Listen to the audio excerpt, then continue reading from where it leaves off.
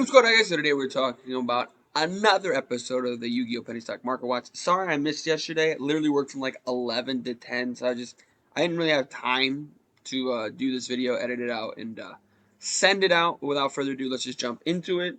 Fusion Destiny has flown all the way up here. Let's just take a look at this package because it has been a minute since we've taken a look at this whole package here.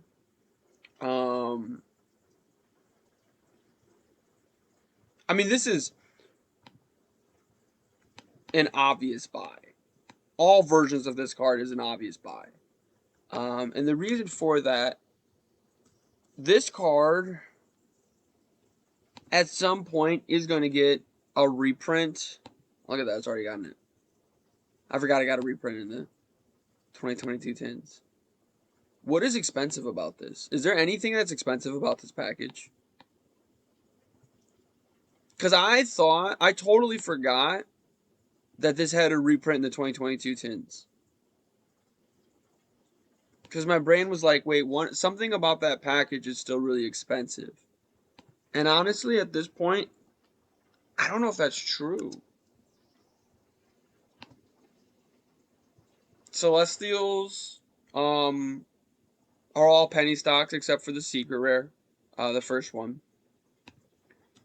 And if we wanted to just go with the one that appears to be more popular, which is Dasher, all of those are penny stocks as well. I do see some people running. I doubt this card is anywhere near. This card's never been expensive in my lifetime. It has in my lifetime, but it hasn't been expensive recently, or like the last 10 years, right? So if we look at it, we can go. This isn't even the. If we just do the cheapest versions, right, of all the cards, because this package is at 3, by the way, and I understand D Fisher to 3, Macro Cosmos to 3, does kind of make this whole package a little weaker. But it doesn't have to send them to the graveyard, right? So you can banish it. I understand that when DPE gets destroyed, it can't come back from the banish zone, right? But we still have to wait and to see, is it going to be like Imperial Order when that card came back and it was just format defining and everybody was running it? Or is it going to be like Skill Drain, which has been at 3 for a while and nothing has really happened, right? Because if that's the case, you could get away with 3 copies of Fusion Destiny, which is going to, if you just get these, it's going to run you $6. I actually might just pick these up because it's a decent package, right? Or you could even come down here, $250 a piece. It's $270, right? So $250 is $5, $750, $8. Excuse me, for a play set. And then we go over to Destiny Hero Phoenix Enforcer, like I said, that just got a reprint. We're looking at about $4. You only need 1 copy. You can run multiples, though. I don't know how you get away with running multiples, but you can run multiples. You just have to run multiple targets, obviously. So what are we at? $12. This is a quarter. We'll say $12.50. And then, if I'm remembering correctly, Dasher is about another 50 cents. So you could pick up a really powerful package that people aren't going to be really ready for. They're kind of forgotten that package exists. Let's say Spinny, normal summon Spinny, special summon Foul, special summon Balinx, special summon or Search Sanctuary, special summon Wolf, special summon Activate Sanctuary, special summon another Wolf, and that's just off of those 2 cards, and activate Fusion Destiny. And they're like, oh my gosh, wait a minute. And now I set a Rage, I set a Roar because I opened those. And so now I have DPE plus Rage plus Roar in my Salamangreat deck, and that's actually really powerful, right? I know the examples weren't that solid, but you understand what I'm trying to get at, though, right? And then we look more of like a meta deck like Mathmech or Exosister or even Dragon Link, because we see Chaos Spaces right here. these like tier 2 strategies that are kind of waiting for that bump up. You spend $15, you get a playset of Fusion Destiny, a Celestial, a Dasher, a Phoenix Enforcer, and you have a package that can carry you. Now I understand the Celestial can be a brick, the Dasher can be a huge brick. Celestial's actually not that much of a brick. Like, there are going to be circumstances where you're able to attack with Celestial and pop a planet, a tier element planet. So that is something to keep in mind. Celestial does actually have an on the field effect. And it's also a little bit wonky too because of the Ishizu packages, right? So tier can pull those Destiny Hero cards, but if you're able to pull this combo off, it's just something interesting, something to keep in mind, something to mess around with, right? Let's take a look at this. This is never... Has this card ever been featured on this?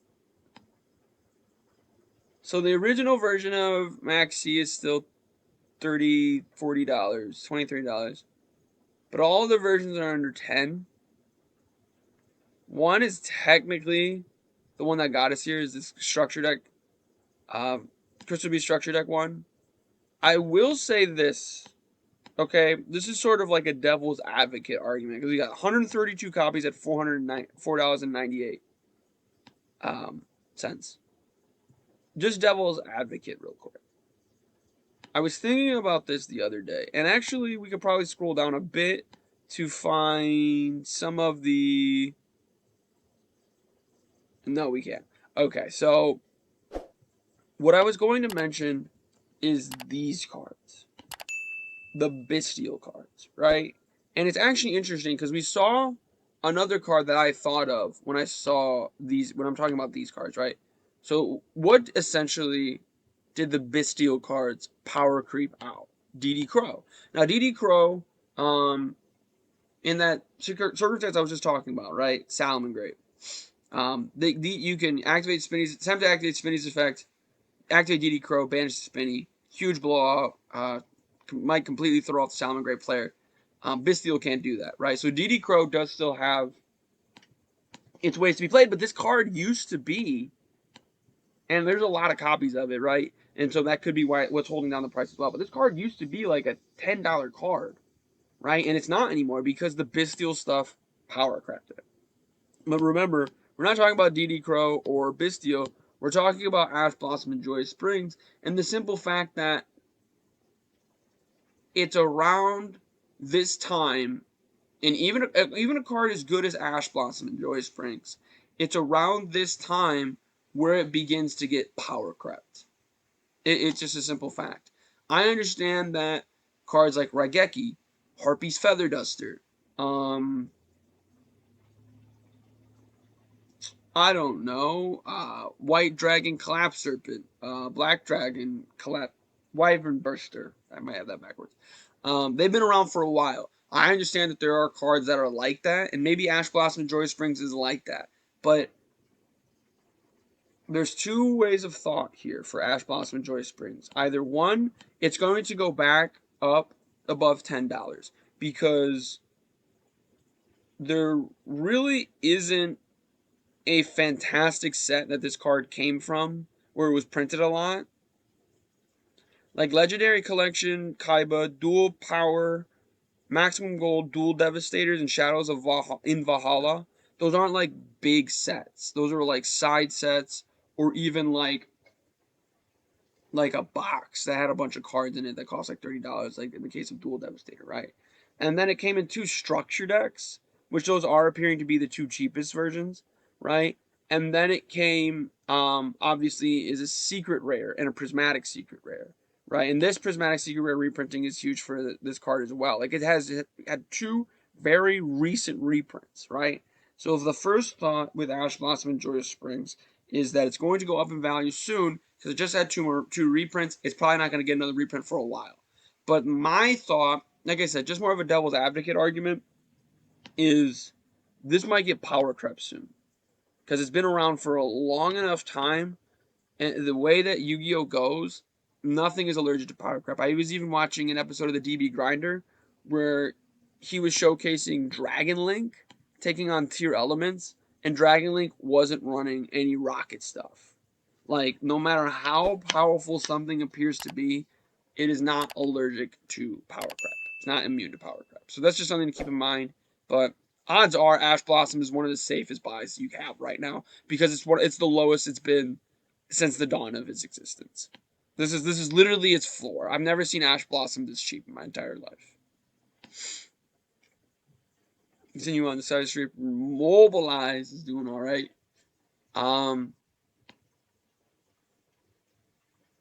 Sword Soul Moyi is climbing. It's a fun archetype to mess around with.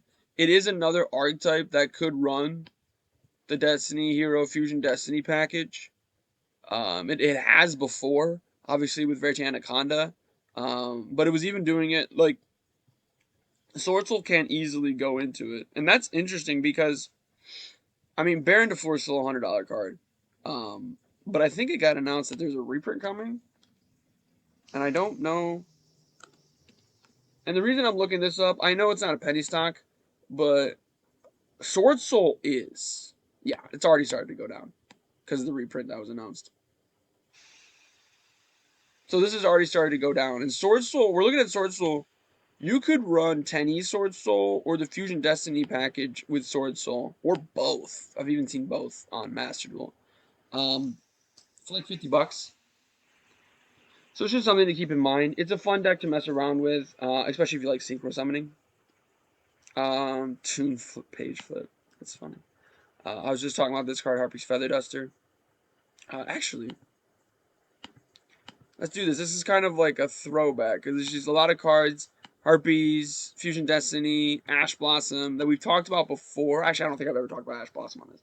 But I just wanted to talk about it again. A lot of copies of this. Jeez. A lot of copies of this. Cheapest version is still from the the starter decks. Which I still see on the shelves. Just keep that in mind. If you still see these on the shelves, like, let me see if I can find just an individual box. Like, where's just a structure deck? I don't know if it has it. There it is. So it's already starting to creep up. It's already at $14 because I didn't realize this card was in here. But because I mean, Book of Moon, Pot of Avarice, Monster Reborn. Those are decent reprints, not like fantastic. And this is by no means a good archetype. Neither of these. Like the Slifer one, I think Obelisk is better, if I'm remembering correctly. But it's just something to keep in mind that like people love these Egyptian god cards, and we might get to a spot where it's like this. Okay. This is my favorite archetype of all time. And if you look at the channel, you'll see a lot of different decks. And I probably should do an updated one just for funsies.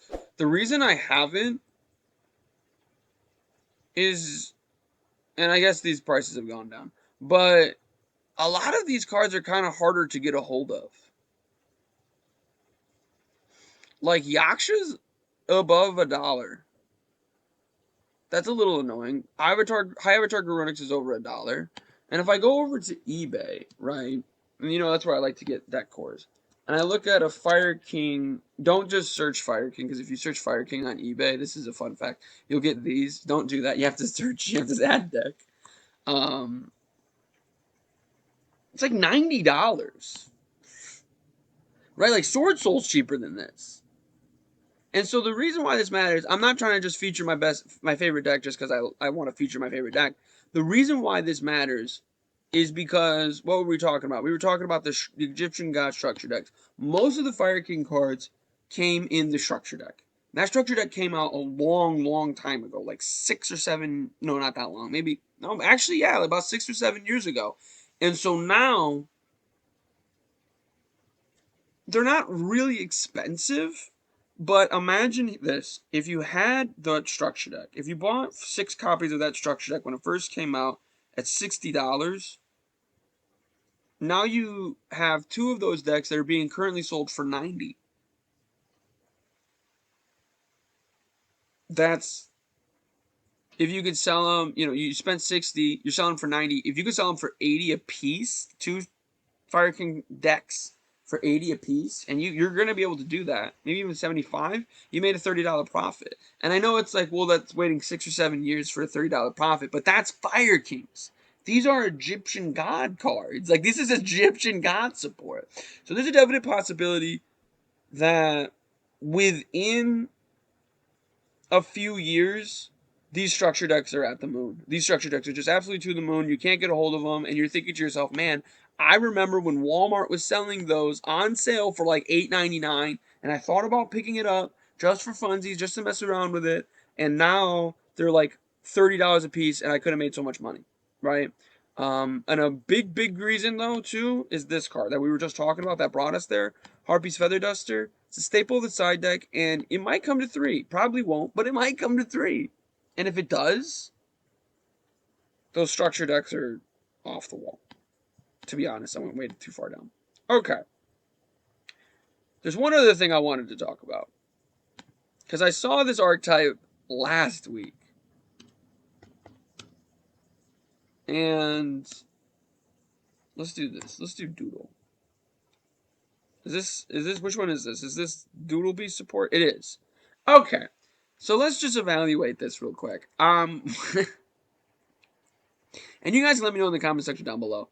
Are Doodle Beasts, are they a good archetype? Are they a good package? Because it's really not an archetype, right? These are 3 cards. But I will say this. In the top 24, because that's the page shows 24 cards.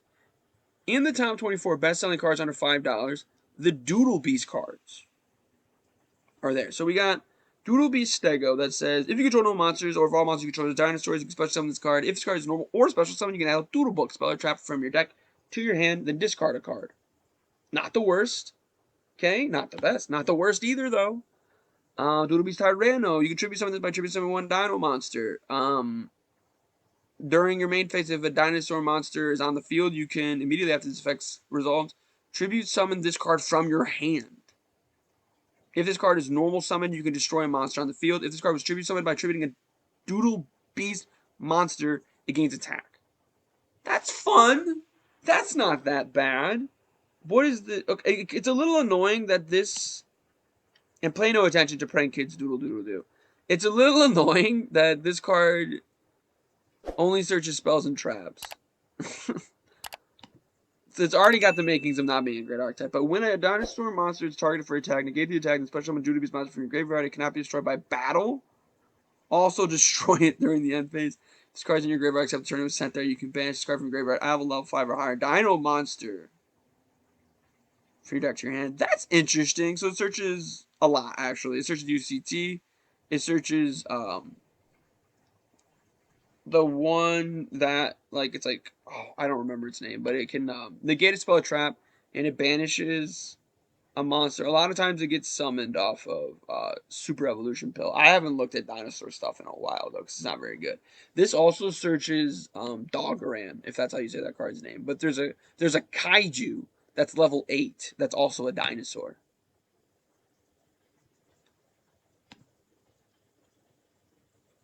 In my humble opinion, the Doodle Beast archetype looks very bad. But now you are actually playing the penny stock game, because these, I mean, that's probably never going to be worth anything, even if the archetype's good. This is like $1 for this card. There's 117 copies for $1. So you can spend like, I mean, it's $1.15, so it's actually a little more than just $1. This is $1.36. So let's just say like a play set for one is like $4, and a play set for another is like $4.50. So that's $8.50. Let's say we get like 10 play sets for $80. Maybe that's too much. Let's say do 5 play sets for $40. There is a possibility, while very unlikely, but a possibility that this is the worst Doodle Beast support we're gonna get. And if that's the case, I could see this archetype slowly making some waves, right? That happens every now and again. Sometimes you get archetypes like Sun Avalon Warrock. That's where we're at right now. Sun Avalon was dirt cheap for the longest time because it wasn't very good. Warrock was dirt cheap for the longest time because it wasn't very good, right?